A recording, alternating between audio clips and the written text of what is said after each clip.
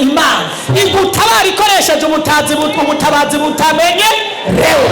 Aho yari ikoresheje abanyamibembe. Hari n'umunsi Imana yakoresheje umuyaga wonyene uhuhuse. Ndabona Abisirayeli bageze ku nyanja itukura, baravye imbere basanga ni nyanja, basubiranamwo batumwikamo kuri Mose, baravuga ngo watuzanye iki? Ariko Imana ikoresha umuyaga, ihuhutisha umuyaga, irawuhuhutisha. Umuyaga winjira mu nyanja, uruzi rwicamo kubiri, rumwe haruguru urundi hepfo, haboneka inzira. Abisirayeli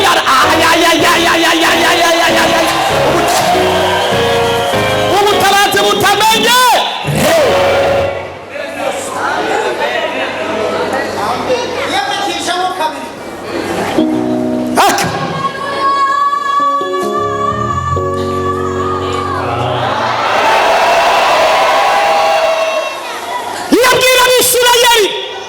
ati ngomba ndabakora ndabatara nkoresheje ubutabazi butagize gute mutamenyerewe. Mugenda muzunguruke Yeriko muhoze, muzunguruke ituro ya mbere mucecetse. Ubutabazi butamenyerewe. Yeriko yarizungurukijwe n'impome zibiri ziteye ubwoba. Urwa mbere urwa kabiri amametero maremare, rumwe rwari rufise imetero 10. Ariko Abisirayeli iravuga ngo ngomba nkoresha ubutabazi butamenyerewe kandi muzunguruke Yeriko mucecetse.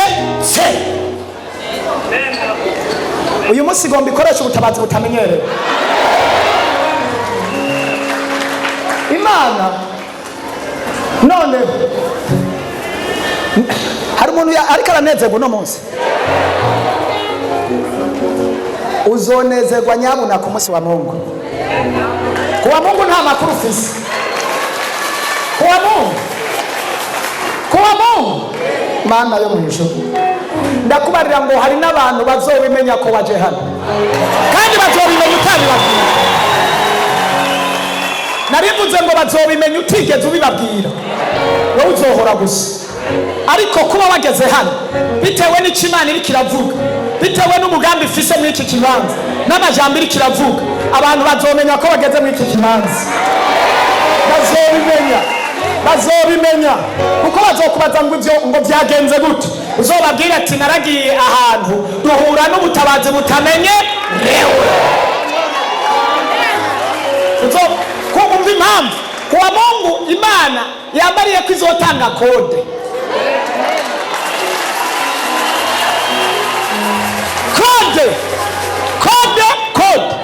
Kode ubundi mu Kirundi niki? Akabanga sawa. Ndafashijwe n'ukuri kw'Imana, ndafashijwe we Yesu, ndafashijwe Mana we, ndafashijwe we. Ndagushimiye ngamye, ndagushimiye n'ubitsinda, ndagushimiye ndaba hejuru, ndagushimiye nicaye, ndagushimiye nzungurutse we. Uti akabanga.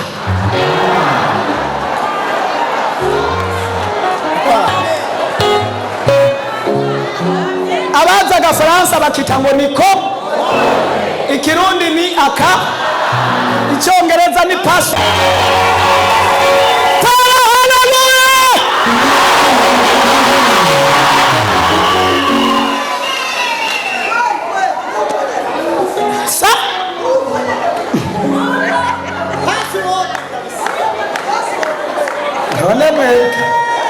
Mucigira ku ishuri nanjye nkacigira mu mpemu.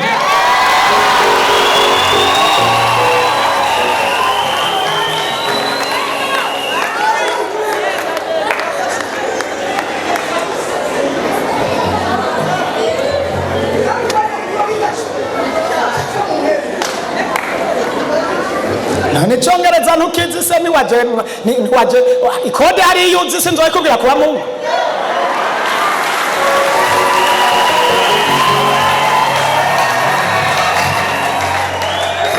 Kuba Mungu niwe nzokubwira kode. Icyongereza urakizi mugabo nta kode. Ariko ndafashe kandi mutuma mbandara oya reka senge. Reka kumwe n'umuntu mwabo bubahwa baba bafise amaradiyo agendera hano nkumva ibintu bariko baravuga, kumva bavuga ibintu mwicaranye ntugire ubimenya, ukumva si igifaransa si icyongereza ntabwo ari n'ikirundi nta kibaze si ibintu n'ibintu ni kode ni kode. Ubuzima bwawe burakwiye kumenya kode. Abantu bishwe nuko batazi kode, ibyabo biguma bipfa kubera batafise kode. Shetani yaraprotse ubuzima bwabo, harakeneye udekonekta agakura iyo kode.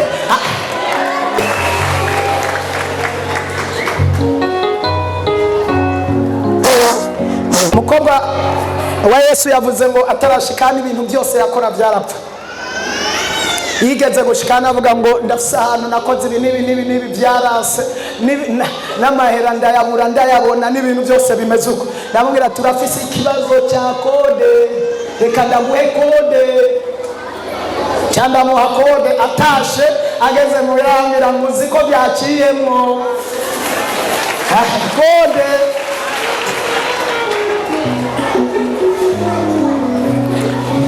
Navuze ngo ni kuwa kangahe?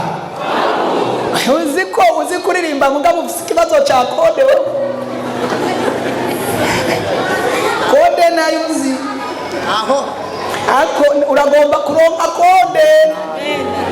Uragomba kuronka kode, kandi niwaronka kode ntuzoguma uririmbira hano gusa, ubasha kuririmbira imbere y'isi yose kubera habonetse kode.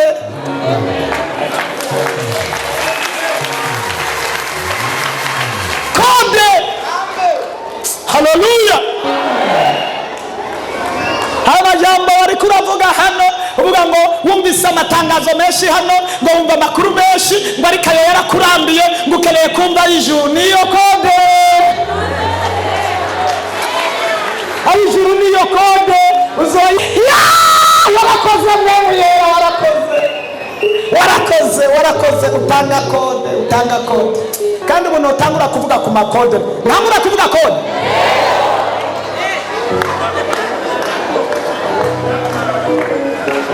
Bwira mugenzi wawe ati idoni kuwa Mungu.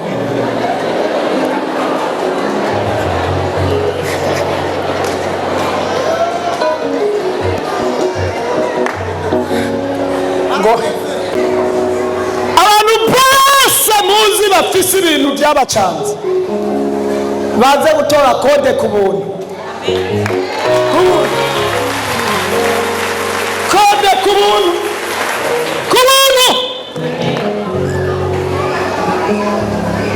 Nimba ugomba ko Imana irungika ubutabazi butamenyerewe, uba uri umuntu ukorana nayo. Kandi umuntu akorana nayo yirinda ibyaha. Aba atari umuntu umubeshi, aba atari umuntu umusambanyi, aba atari umuntu umunyarusaku, atari umuntu w'umunyabwibone, atari umuntu w'umunyamacakubiri, aba atari umuntu w'inzigo, aba ari umuntu yubaha Imana, agakorana nayo, akagendana nayo, akabana nayo, akemera Imana ikamugira inama, Imana ikamushyira ku murongo, agasaba ubufasha Imana. Dawidi kugira ngo aronke ubutabazi butamenyerewe yasiguje Imana. Mwaje kuyisiguza Imana, ibasize mu ideni, ibahaye promesse yo ku munsi wa Mungu ko muzoronka pasi, ko muzoronka kode, ko muzoronka igiharuro ka banga.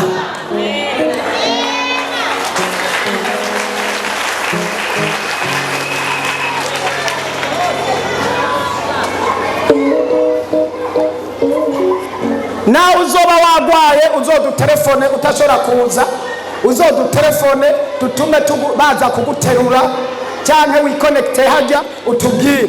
Reka mbwire n'abari hajya ko bazoshikirwa, abazoba batashitse hano nabone bazoronka kode yabo.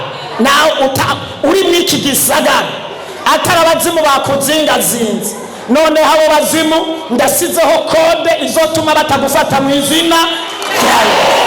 Ndagusizeho protection, ndagusize ku burinzi, ndagusize ku budahangagwa, ndagusize ko kirazira, ndakunyegeje mu bwigobeko bw'isumba byose, ndakunyegeje mu maraso ya Yesu. Haguruka senga Imana kugira ngo Imana igire icyo yokora ku rugero rukomeye. ninde muntu yumva agomba ko Imana imubabarira ikamugirira imbabazi ikamugirira ikigongwe kwa kakanya. Ndagomba duza amaboko, reka gusamara, reka kuraba ibyo bariko barakora, raba mu mutima wawe gusa, duza ibiganza wewe wumva ko hari icyo wogira Imana, usaba Imana imbabazi. Ndiko ndasenga nawe ugira Imana ngo mbabarira Mana, hari ahantu nasanze nakoze ibitari byo, ndagomba mbabarire, ndagomba ugira ikigongwe. Mana turagushimiye kubw'ubuntu bukomeye, kubw'imbabazi zawe, kubw'urukundo rwawe. Turasengera aba bantu ubahari utabaharuriye, barakeneye igiharuro kabanga c'imbabazi, barakeneye amaraso yawe. Muri rindi yavuze ngo ubonye ko amaraso n'umwita umunyabyaha ucumita umugororotsi. None nawe ndaguhamagaye, hari icyo wokora, hari icyo worema kubw'imbabazi zawe, kubw'ubuntu bwawe. Urakoze mpemu yera, urakoze kuri nyishu, urakoze kuri Imana ishoboye byose. Aba bantu bagira imbabazi, hari byabaruhije, hari byabananiye, hari byabaciye intege, hari byabasubije inyuma, hari byabadekurajije. Mana turaguhamagaye, ukore nk'Imana, ugaragare nk'Imana, ubinyishu ibibazo. Urakoze Mwami, urakoze El Shaddai, urakoze kuri ndiho. Icyubahiro n'imbabazi n'ubuntu n'amahoro bigaragare kuri we mu izina ry'Umwami wacu Yesu. Ndabasabe mugihagaze uko nyene kugira ngo dusengere igihugu. Mukozi w'Imana, ngwino dusengere igihugu. Tugomba twinginga Imana yeno mahoro. Ndabasabye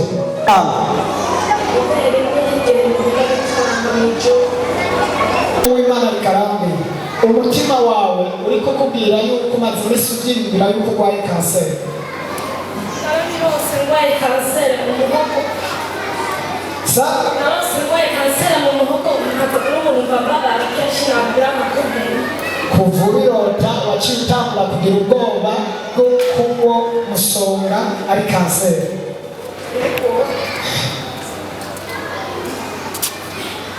Umviriza rero ndakubarira, Imana iragutabaye. Imana imbwiye yuko gusonga nyene ari intango ya kanseri. Mbonye ari umuntu asa n'ugutera agashyi kandi akamutera mu ndoto. Muntere mikrofone. Nabibonye mu nzozi banteye urushinge rwo ku mutima. Kandi urwo rushinge nyene bari baguteye umugera wa kanseri.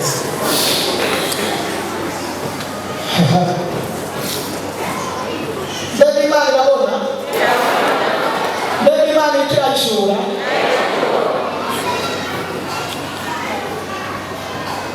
Umbere uko Imana ivuze. Ariko repentance wagiye hageze.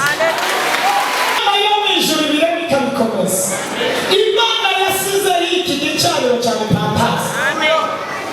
Imana mu myaka 2 n'amezi 3 areba ku minsi 2 wari wapfuye. Noneho Imana yo mwijuru bireba ikabikomeza. Imuze ngo kogeza iki gicaniro ikabihishuye ibintu byose uko byagenda. Imuze kubihagaritsa urupfu guheza.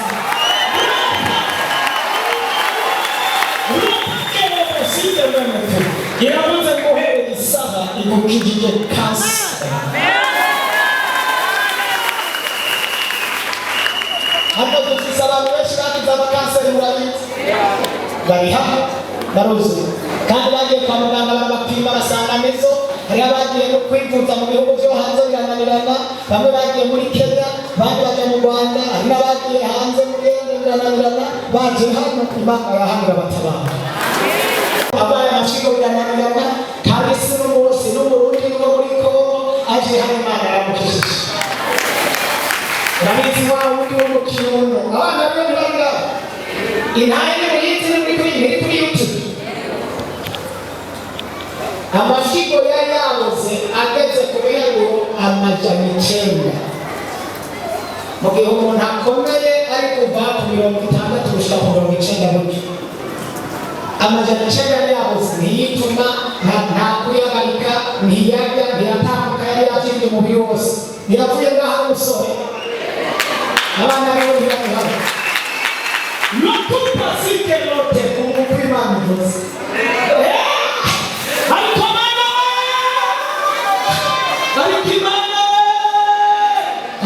Mana we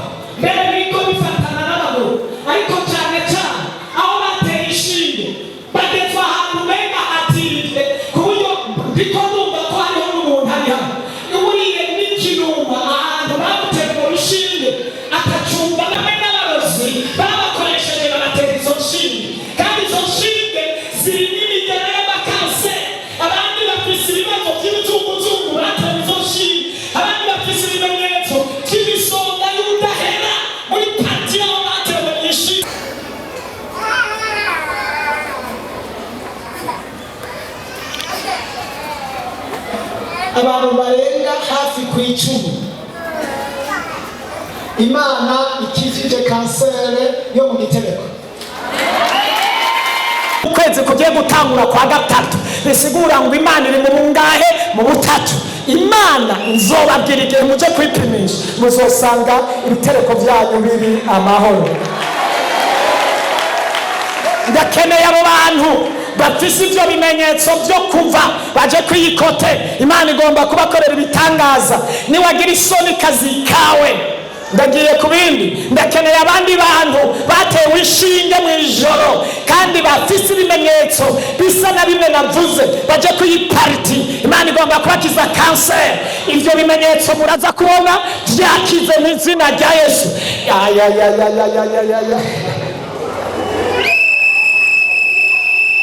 Abafise ibimenyetso byo kuva birenza amezi 5 jahajya. Abafise inshinge batewe jangaha zimisonga amakanseri.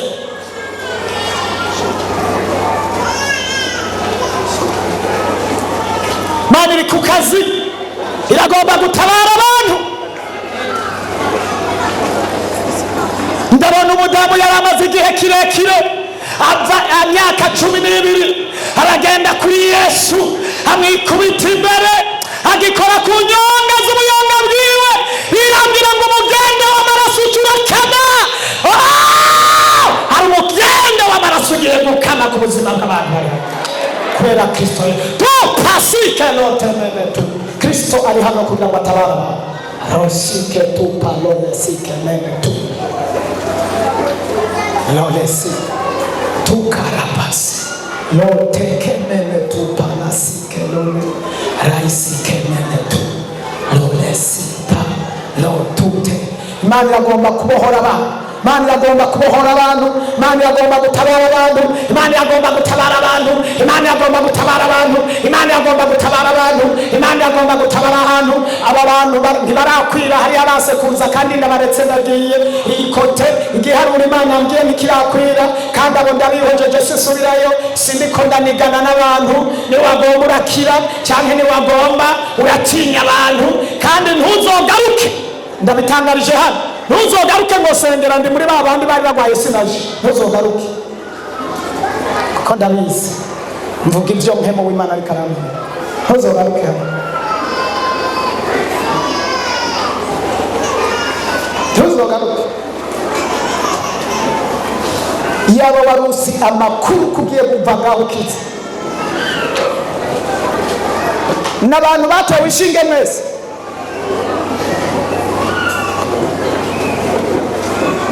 wewe uwajyaho mubike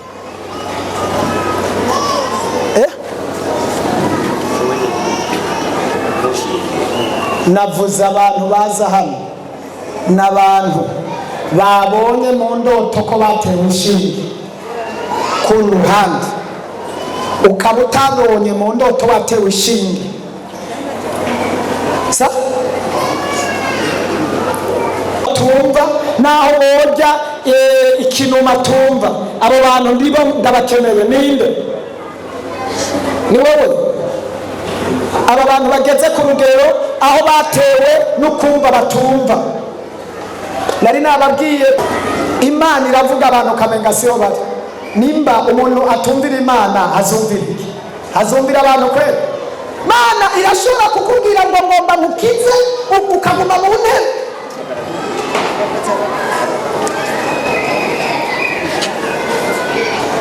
Mana yanje egeza abantu ngaho ijya gatoya, abantu babaye amapararize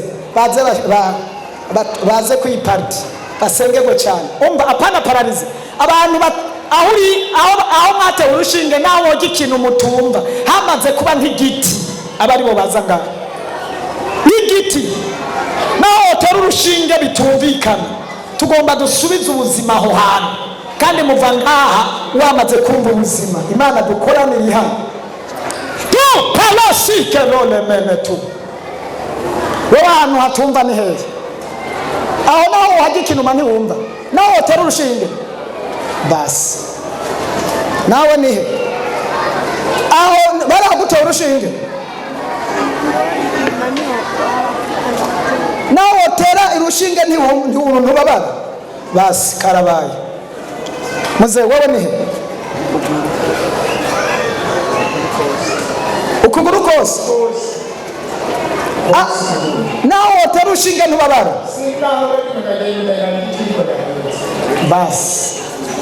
Egera inyuma gute? Egera inyuma, egera inyuma, egera inyuma, egera aho kuri fondasiyo. Sawa, dusengere abantu sasa. Mwabadamu mwe muze erekana basenze. Urasohoka wampemumbiwe, urasohoka vayo. Ubushobozi bw'iyampamagaye, ubushobozi bw'iyampamagaye nurutse umuriro w'Imana, nurutse imbaraga z'Imana. Sonda ahantu bateye urushinge, ndahagarika izi nshinge babateye z'amakanseri, ababarozi, abadayimoni. Ndarungika umuriro, sonda aho hantu. Ubushobozi bw'iyampamagaye, imbaraga z'Imana ari pararize. Fire, umuriro w'Imana, ubushobozi, fire, umuriro. Mana ziza, ndahamagaye imbaraga z'ijuru. Aba bantu batewe amakanseri, aba bantu bariye uburozi, mu izina rya Yesu rekura. Aba bantu bariko barava mu maraso y'ubutacu, turabasengeye. Kubitaho kamya amaraso, mu izina rya Yesu.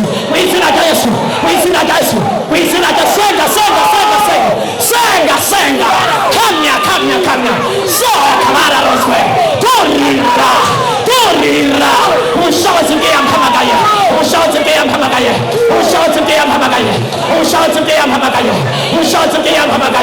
egera uwo muntu, ufata abagabo protege. Egera uwo muntu, ubushobozi bw'iyampamagaye. Egera uyo muntu, ubushobozi bw'Imana nkorera.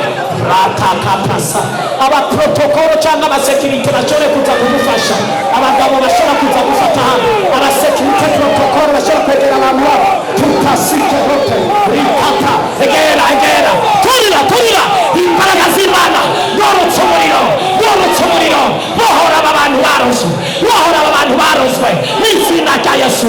Urotse umuriro fata ku nda zabo aba bantu bava, fata ku nda turira muyo muriro ngiyo muriro mu izina rya Yesu, mu izina sohoka. Murashobora kunzana urubase, abasenzi bari hehe? Iyo tuvuze ibikorwa nk'ibi muba muri hehe kugira ngo uzane urubase? Tubidata kubita ibisigo, kubita abadayimoni, bohora abantu, ubushobozi bw'iyaduhamagaye reka bugendagende, turabaturira mu izina rya Yesu, turaturira. Vayo mu nda, vayo mu gitereko, mwabisigo mwe, mwabadayimoni mwe, hari Imana yahamagaye ikora ibikomeye mu izina rya Yesu. Nguyo muriro, turira mu izina rya Yesu, tokomeza rya Yesu Kristo, mu izina rya Yesu Kristo. Imbaraga z'Imana uravayo mu nda, vayo turira basha, turira mu izina rya Yesu,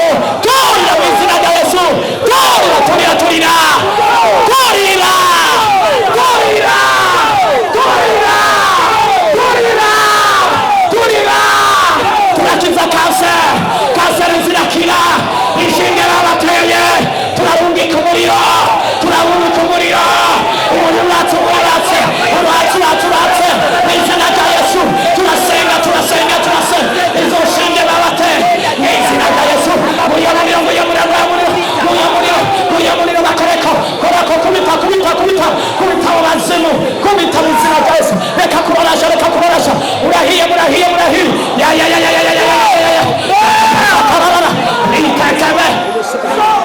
turira umuriro, atsumuriro, ongereza umuriro, nguyo uratse, sengera uko kumuru kuri inzoka,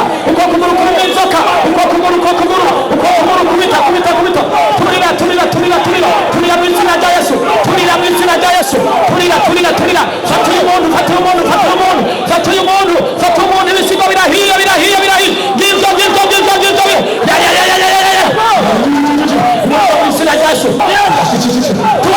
turira, murasha mu izina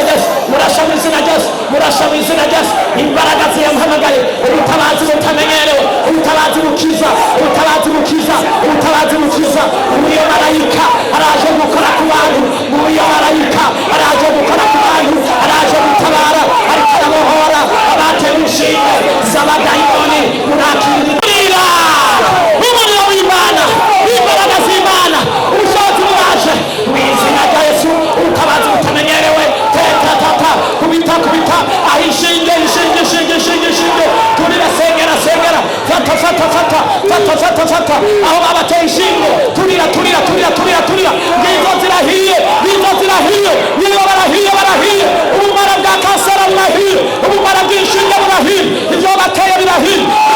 Randura, reka bisohoke, birasohoka, barabivomesa, birasohoka. Sengera abo bagabo bafashwe n'amaparalize, sengera abo bakobwa, sengera abo bapapa, sengera abo bamama. Urutse umuriro, 1, 2, 3, 4, 5, 6, 7, mu izina turira, mu izina umuriro watse, mu izina baratsinze, dayimoni yananiwe, mu izina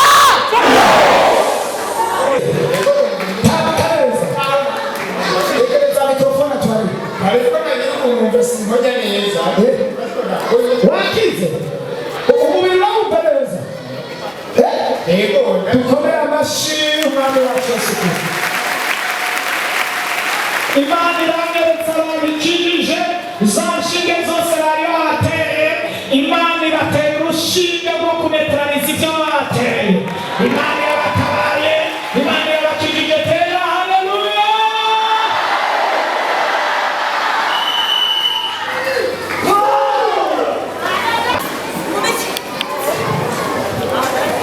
Haleluya.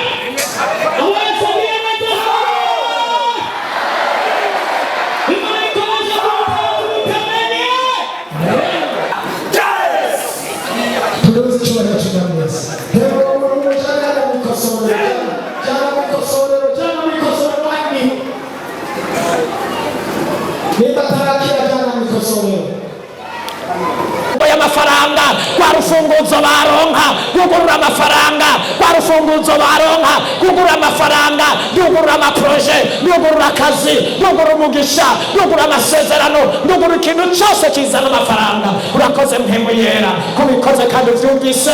Icyubahiro n'imbabazi n'ubuntu n'amahoro bibe mwayo mafaranga mu izina mwakira amahoro n'amafaranga mu izina rya Yesu.